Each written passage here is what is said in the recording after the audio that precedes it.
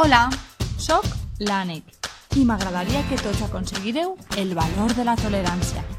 Quan vaig néixer, els meus germans me van fer sentir molt diferent, sols perquè el color del meu plomatge no era igual que els d'ells. Me sentia molt sol i molt trist, perquè ningú volia ser el meu amic.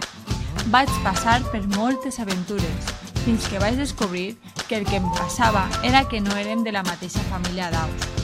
Quan ho vam descobrir, em van demanar perdó i vam arribar a la conclusió que hi ha que acceptar a cadascú com és, sense cap tipus de discriminació.